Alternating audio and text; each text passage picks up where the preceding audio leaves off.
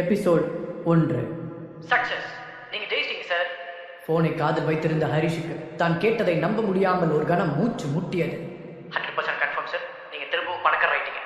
அழுத்தமான குரலில் சொன்னார் மறுமுனையில் இருந்தவர். ஆனா இது எப்படி நடந்துச்சு? ஹரிஷ் நம்பிக்கை இல்லாமல் கேட்டான். கொஞ்சம் வருஷத்துக்கு முன்னாடி பென்குயின் கம்பெனில நீங்க பண்ணியிருந்த இன்வெஸ்ட்மெண்ட் இன்னைக்கு பல மடங்கு இன்க்ரீஸ் ஆயிருக்கு. இப்போ உங்க ஃபேமிலியோட மொத்த சொத்து மதிப்பை விட உங்க கிட்ட இருக்கிற பணத்தோட அளவு அதிகம். இந்த மாதிரி கரெக்டா டெசிஷன் எடுத்து ஒரு புத்திசாலித்தனமான இன்வெஸ்ட்மெண்ட்டை நீங்க பண்ணதை நினைச்சு உங்க தாத்தா ரொம்ப பெருமைப்படுவார்னு நினைக்கிறேன் என்று ஆப்போசிட் சைடில் இருந்த அந்த பேங்க் மேனேஜர் கூறினார். அதை கேட்டு உதட்டை அழுந்த கடித்த ஹரிஷ், எனக்கு அப்படி தோணல. 2 வருஷத்துக்கு முன்னாடி இதே இன்வெஸ்ட்மெண்ட்னால எல்லாத்தையும் நான் இழந்தப்போ என்னோட தாத்தா என்னை வீட்டை விட்டு வெளியே போக சொன்னதான் உங்களுக்கே தெரியுமே என்றார். சார், நடந்தது எல்லாமே நல்லதுக்கு தான். இதுதான் ஸ்டாக் மார்க்கெட்ல இருக்கிற ஒரே ஒரு நல்ல விஷயம். சொல்லப்போனா இது ரோலர் கோஸ்டர் மாதிரி தான். நாம பொறுமையா காத்திருந்தா நம்ம இழந்ததை விட ரொம்பவே அதிகமா அடையலாம்.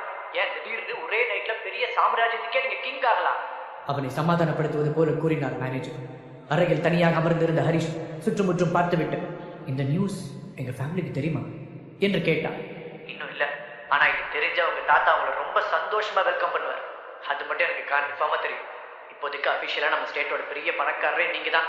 அந்த மேனேஜர் கூற மெதுவாக சிரித்த ஹரிஷ், அதை பத்தி அப்புறம் பார்க்கலாம். சரி, இப்போ என்கிட்ட மொத்தமா எவ்வளவு பணம் இருக்கு என்று ஆர்வத்துடன் கேட்டான். அப்போது சரியாக அந்த வீட்டின் ஹாலில் இருந்து ஒரு சிறுசிறுப்பான குரல், ஏய் வெட்டி ஆபீசர், எங்க போய் தொலைஞ்ச?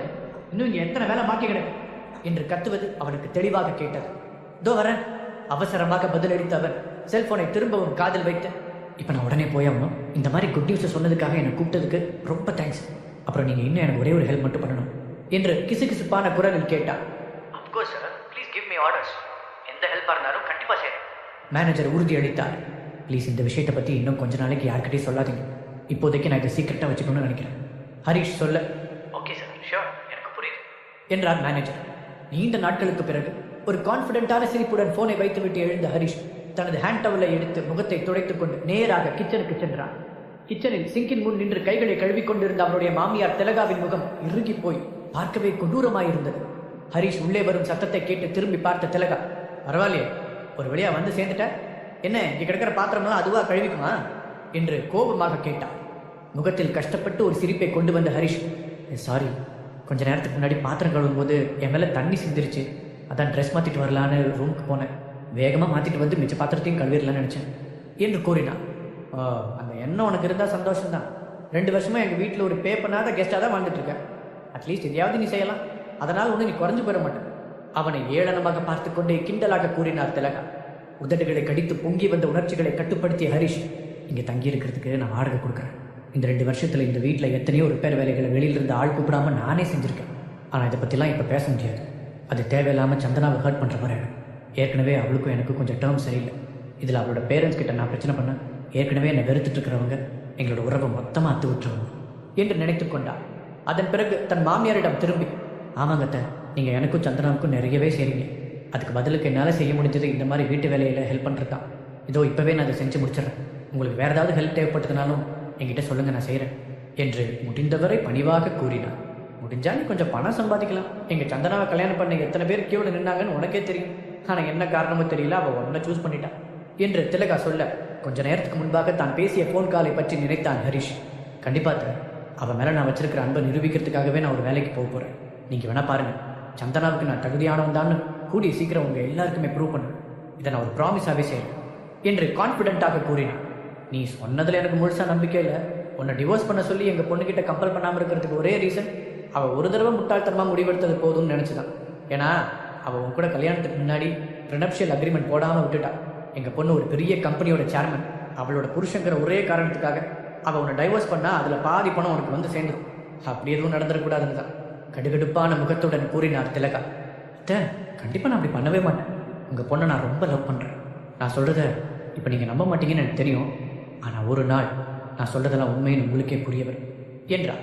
அவன் சொன்னதை கேட்டதும் திலகாவின் முகம் கொஞ்சம் மென்மையாக மாறியது. இப்படி நான் சொன்னேன்னு தெரிஞ்சா என்னோட புருஷனை கொன்றுவர். பட் நீ சொன்னதை செய்வேன்னு ஒரு ஓரத்தில் நான் நம்புகிறேன் என்று கூறினார். தேங்க்ஸ் சொன்ன ஹரிஷ் திலகாவை தாண்டி சிங்கிற்கு பக்கத்தில் போனான். ஒரு சிரிப்புடன் அதற்குள் கிடந்த தட்டை எடுத்தவன், இப்போ நான் இந்த பாத்திரம் கழுவுற வேலையை பார்க்குறேன் என்றார். ஒரு 1/4 மணி நேரம் கழிய பாத்திரங்கள் மொத்தத்தையும் கழுவி கவிட்டு விட்டு தன்னுடைய வாட்சை பார்த்தான் ஹரிஷ். ஓ, மணி 5 ஆயிடுச்சா அப்படின்னா சந்திரா இந்நேரம் வீட்டுக்கு வந்திருப்பான்னு நினைக்கிறேன். தனக்குத்தானே சொல்லிக் கொண்டார். கைகளை துடைத்து விட்டு வெளியே வர ஹாலில் இருந்து டிவி சத்தம் கேட்டது. ஒரு பெரிய மூச்சை எடுத்து விட்ட ஹரிஷ் மெதுவாக அங்கு சென்றான். Welcome home baby. ஹரிஷ் தன்னுடைய மனைவியை பார்த்து சிரித்தவாறு சொன்னான். அவனுக்கு முன்னால் இருந்த சோஃபாவில் உட்கார்ந்திருந்த சந்தனா அவனை திரும்பி பார்த்து கையசைத்தான். சந்தனாவுடைய பிரைட்டான கண்களையும் கவர்ச்சியான உதடுகளையும் பார்த்த ஹரிஷ், இவளை ஒவ்வொரு தடவை பார்க்கும்போதும் என் வயிற்றுக்குள்ள பட்டாம்பூச்சி பறக்குது. சந்தனா உண்மையிலேயே ரொம்ப அழகானவ தான். ஆனால் அதுக்காக மட்டும் நான் அவளை லவ் பண்ணலை. நான் பார்த்ததுலேயே ரொம்ப இன்ஸ்பைரிங்கான கோல் ஓரியன்ட் பொண்ணு இவ தான். இல்லாட்டி இந்த சில வருஷங்களில் ஒரு கம்பெனியோட அசிஸ்டண்ட்லேருந்து சேர்மேன் வரைக்கும் அவளால் வளர்ந்துருக்க முடியாது. உண்மையிலேயே அவள் சூப்பர் தான் என்று நினைத்தான். ஹாய் ஹரிஷ் என்று வேறொரு குரல் கேட்க அது யார் என்று பார்க்காமலேயே ஹரிஷுக்கு புரிந்தது. ஹாய் தர்ஷினி, உன்னை பார்த்ததில் ரொம்ப சந்தோஷம். தன் மனைவியின் உயிர் தோழியை பார்த்து நட்பாக சிரித்தான் ஹரிஷ். சந்தனாவின் பக்கத்தில் அமர்ந்திருந்த தர்ஷினி அவனை பார்த்து கிண்டலாக நைஸ் ஷர்ட் என்றார். உடனே குனிந்து பார்த்த ஹரிஷ் தன்னுடைய சட்டையில் திரும்பவும் கரையாகிவிட்டதை கவனித்தார். லேசாக முகம் சிவந்தவன், நான் பாத்திரம் கழுவிட்டு இருந்தேன் அதான் என்று பதிலளித்தான். So cute. எங்கள் வீட்டிலலாம் இந்த மாதிரி வேலையெல்லாம் செய்யறதுக்கு நாங்கள் தனியாக சம்பளத்துக்கு ஆள் போட்டிருக்கோம் என்று ஒரு மாதிரியான டோனில் கூறினாள் தர்ஷினி. அவளை திரும்பி பார்த்த சந்தனா, எல்லாரும் ஒன்ன மாதிரியே வசதியான வீட்டில் பிறக்க முடியாது தர்ஷினி, சில பேர் கஷ்டப்பட்டு வேலை செஞ்சு தான் ஆகணும் என்று சொல்லிக்கொண்டே ஹரிஷை பார்த்து பேச்சை தொடர்ந்தாள். அதுலேயும் சில பேர் ரொம்ப கஷ்டப்பட்டு ட்ரை பண்ணுவாங்க. அதுக்கான பலன் கிடைக்கும்போது உண்மையிலேயே அது நாம் எதிர்பார்த்ததை விட ரொம்ப பெருசாக இருக்கும் சொன்ன சந்தனா அவனை பார்த்து ரகசியமாக கண்ணடித்தாள். பதிலுக்கு கண்ணடித்த ஹரிஷ், என்னோட பாஸ்ட்டை பற்றி இவகிட்ட சொல்லாததுக்கு நான் ரொம்ப கில்ட்டியாக ஃபீல் பண்ணுறேன். ஒரு வேளை நடந்த எல்லாத்தையும் நான் விளக்கமாக எடுத்து சொன்னால் அவள் புரிஞ்சுக்கலாம். பட் இந்த சுச்சுவேஷனில் அவகிட்ட சொல்கிறது ரொம்ப லேட்டுன்னு நினைக்கிறேன்.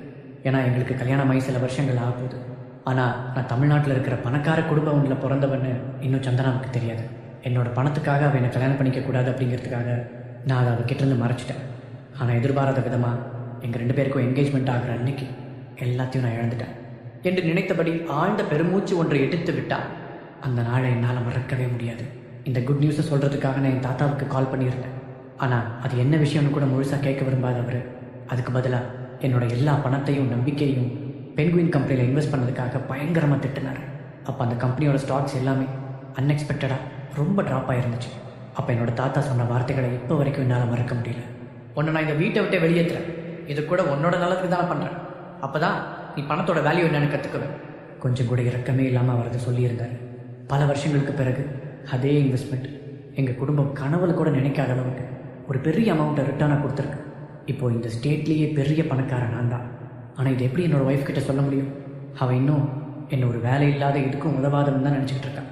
முதல்ல அவள் என்னை முழுசாக நம்புறான்னு தெரிஞ்சதுக்கப்புறம் தான் இந்த சீக்கிரட்டை நான் அவகிட்ட சொல்ல முடியும் என்று தன் வாழ்க்கையில் நடந்த பழைய விஷயங்களை நினைத்து பார்த்த ஹரிஷ் கடைசியாக முடிவெடுத்தான். சோஃபாவில் இருந்து எழுந்து வந்த சந்தனா ஹரிஷின் கன்னத்தில் மென்மையாக முத்தமிட்டாள். ஹரிஷ், நான் உன்னை தப்பாக சொல்லலை. பட் தர்ஷினி சொன்னது சரிதான். உன் ட்ரெஸ் ரொம்ப மோசமாக இருக்கு. நீ உடனே போய் அதை மாற்று சொன்ன சந்தனா தர்ஷினியை திரும்பி பார்த்து விட்டு, அதுவும் முக்கியமாக நம்ம வீட்டில் ஒரு கெஸ்ட் இருக்கும்போது நீ இப்படிலாம் இருக்கக்கூடாது என்றார். தலையாட்டிய ஹரிஷ், இதோ இப்போவே மாத்திரேன் சொல்லிவிட்டு தங்களுடைய ரூமிற்கு சென்றார். அன்றைய இரவுக்குள் 2வது தடவையாக ஷர்ட்டை மாற்றிவிட்டு திரும்பவும் ஹாலுக்கு வந்த ஹரிஷ் தர்ஷினி சந்தனாவிடம் சொல்லிக் கொண்டிருந்ததை கேட்டு மேலே நடக்க முடியாமல் அப்படியே நின்றான். நீ ஏன் இப்படி இருக்கேன்னு எனக்கு இன்னும் புரியவே இல்லை. நீ ஒரு கம்பெனியோட பாஸ், ஆனால் அவன் எதுக்குமே லாய்க்கில்லாத ஒரு வெறும் பூஜ்யம். அப்படி இருக்கும்போது நீ ஏன் இன்னும் அவன் கூட வாழணும்னு நினைக்கிற என்ற தர்ஷினியின் கேள்விக்கு பதில் சொல்லாமல் கொஞ்ச நேரம் அமைதியாக இருந்தாள் சந்தனா. அவன் எப்பவும் இப்படி கிடையாது. நாங்கள் ஃபர்ஸ்ட் டைமாக மீட் பண்ணப்போ அவன் ரொம்ப சார்மிங்காகவும் கான்ஃபிடென்ட்டாகவும் இருந்தான். இடையில் அவனுக்கு என்ன நடந்துச்சுன்னு எனக்கு தெரியல. ஆனால் நான் அவன் கூட இருந்தால் அவன் திரும்பவும் பழையபடி மாறுவான்னு நம்புகிறேன். ஏன்னா அந்த பழைய ஹரிஷை நான் ரொம்ப லவ் பண்ணேன். சந்தனாவின் குரல் மெதுவாக வெளிப்பட்டது. நீ இப்போவும் அவனை லவ் பண்ணுறியா? தர்ஷினியின் கேள்வி அவளை நேராக தாக்கியது. தன்னுடைய கீழ் உதட்டை கடித்த அவள், தெரியல, சம்டைம்ஸ் நம்ம உண்மையை ஒத்துக்கிட்டு தான் ஆகணும். எங்களுக்குள்ளே இருக்கிற ரிலேஷன்ஷிப்பில் இப்போ ஒரு கேர்டேக்கர் மாதிரி ஃபீல் பண்ணுறேன். இந்த கொஞ்ச நாளில் அவன் சுத்தமாக மோசமாயிட்டான். எங்களுக்கு இடையில இருந்த ரொமான்ஸ் சுத்தமாக போயிடுச்சு. இதை பற்றி நான் அவன்கிட்ட டைரெக்டாக பேசினா எங்கள் உறவில் முன்னை விட அதிகமாக விரிசல் விழுந்துருமோன்னு பயமாக இருக்குது. நான் அவனை லவ் பண்ணுறேன். ஆனால் இதுக்கு மேலேயும் நான் அவனை இதே மாதிரி லவ் பண்ணுவேனான்னு தெரியல. சந்தனா சொல்லி முடிக்க தர்ஷினி தலையசைத்தாள். சந்தனா, நீ ரொம்ப அழகானவள், நல்லவள், எல்லாத்தையும் விட ஒரு சூப்பரான பிஸ்னஸ் உமன். உனக்கு கண்டிப்பாக இதை விட பெஸ்ட்டாக ஒருத்தன் கிடைப்பான். நீ ஏன் டிவோர்ஸ் பண்ணுறதை பற்றி யோசிக்கக்கூடாது. ஒருத்தர் மேலே இருக்கிற பரிதாபத்தால் நம்ம அவங்க கூட சேர்ந்து வாழணும்னு அவசியம் இல்லை. தர்ஷினி அட்வைஸ் செய்தாள். நான் அவன் மேலே பரிதாபப்படலை. அவன் பழைய மாதிரி மாறணும்னு ஆசைப்படுறேன். உண்மையை சொல்லணுன்னா இப்போ நான் இதை பற்றி பேச விரும்பலை. நான் என்னோடய முழு நாளையும் சின்சியராக ஒர்க் பண்ணுறதுக்காக ஆஃபீஸில் செலவு பண்ணுறேன்.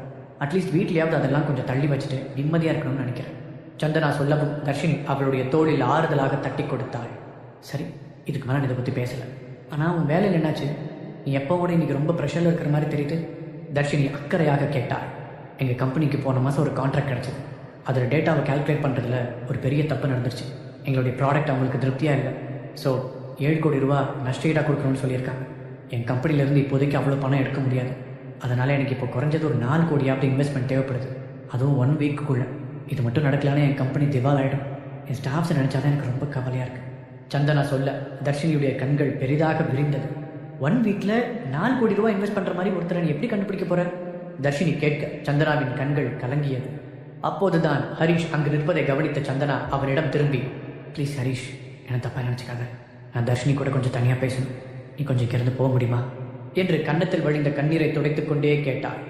தன்னுடைய மனைவியின் கஷ்டத்தை பார்த்து மனதிற்குள் துடித்த ஹரிஷ், சரிம்மா, நான் நம்ம ரூமுக்கு போகிறேன், நீங்கள் பேசுங்க என்று சொல்லிவிட்டு அங்கிருந்து சென்றான். அவர்களின் ரூமுக்கு வந்த ஹரிஷ், நான் கண்டிப்பாக அவளுக்கு ஹெல்ப் பண்ணணும். அவள் கல்யாணம் பண்ணியிருக்கிறது ஒரு வேஸ்ட் ஃபெல்லோவே இல்லை, உண்மையான ஒரு ஆண்மகனன்னு நான் சந்தனாவுக்கு ப்ரூவ் பண்ணியே தீருவேன். அதுக்காக நான் என்னோட சொந்த சாம்ராஜ்யத்தையே உருவாக்க போகிறேன். முடிவெடுத்து அவன் தன்னுடைய செல்போனை கையில் எடுத்தான். அப்போதுதான் தன்னுடைய தாத்தாவின் எஸ்டேட் எண்ணிலிருந்து 10க்கும் மேற்பட்ட மிஸ்ட் கால்கள் வந்திருப்பதை கவனித்த ஹரிஷ் திகைத்தான். ஏன் தாத்தா இத்தனை தடவை கூப்பிட்டுருக்காரு? இந்த 2 வருஷமாக அவர் என்னை கூப்பிட்டதே இல்லையே. அவர் என்னை வீட்டை விட்டு வெளியேற்றுறேன்னு சொன்ன அன்னைக்கு லாஸ்ட்டாக அவர் கூட பேசினோம். ஒருவேளை இந்த ஷேர் மார்க்கெட் சக்ஸஸ் பற்றி அவருக்கு தெரிஞ்சிருக்குமோ? செல்போன் ஸ்க்ரீனையே பார்த்த ஹரிஷ் தனக்குத்தானே கேட்டுக்கொண்டான். அதற்குள் வாட்ஸ்அப்பில் அவனுடைய தாத்தாவிடமிருந்து ஒரு மெசேஜ் வந்ததாக நோட்டிஃபிகேஷன் காண்பிக்க தயக்கத்துடன் அதை ஓப்பன் செய்து படித்தான். ஹரிஷ், நான் உன்னை பற்றி தப்பாக பேசிட்டேன். நம்ம குடும்பத்துக்கு நீ தேவை. பென்குயின் கம்பெனியில் நீ இன்வெஸ்ட் பண்ணியிருந்த பணம் பெரிய லெவலில் இன்க்ரீஸ் ஆகிருக்கிறது எனக்கு தெரியும். இப்போ அந்த பணம் நம்ம குடும்பத்துக்கு தேவை. நீ மட்டும் ஹெல்ப் பண்ணலைன்னா நம்ம குடும்பம் மொத்தமாக கொலாப்ஸ் ஆகிடும் என்று வந்திருந்த அந்த மெசேஜை முழுதாக படித்தான் ஹரிஷ். 2 வருஷத்துக்கு முன்னாடி இதே கம்பெனியில் இன்வெஸ்ட் பண்ண அதே காரணத்துக்காக ஃபேமிலியிலிருந்து என்னை வெளியே துரத்தி விட்டாங்க. அதுவும் கல்யாணத்துக்கு சில நாட்கள் தான் இருந்த அந்த சிச்சுவேஷனில் அவங்க என்னை சுத்தமாக கழட்டி விட்டுட்டாங்க. ஆனால் இப்போது அதே இன்வெஸ்ட்மெண்ட் பணத்தை வச்சு ஃபேமிலிக்கு ஹெல்ப் பண்ண சொல்லி தாத்தா கேட்குறாரு. இதை நினச்சி பார்த்தா எனக்கு ரொம்ப காமெடியாக இருக்குது, பெயின்ஃபுல்லாகவும் இருக்குது. ஹரிஷ் யோசித்து கொண்டிருக்கும் போதே திரும்பவும் ஒரு மெசேஜ் வந்து விழுந்தது. ஹரிஷ், நாங்கள் எல்லாத்தையும் இழந்துட்டோம். சில தப்பான இன்வெஸ்ட்மெண்ட்னால நாங்கள் இப்போ திவால் ஆகிற நிலைமையில் இருக்கோம். உனக்கு கிடச்சிருக்கிற பணத்தை வச்சு எங்களை காப்பாற்று.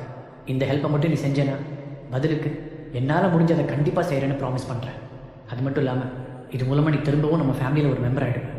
திரும்பவும் பழைய ஹரிஷா வாழ்கிறதுக்கு உங்கள் ஆசை இல்லையா? அந்த கடைசி வரிகளை படித்ததும் கொஞ்ச நேரத்துக்கு முன்னால் அவர் திரும்பவும் பழைய ஹரிஷா மாறணும்னு ஆசைப்படுறேன் என்று சந்தனா பேசியது அவனுக்கு நினைவு வந்தது.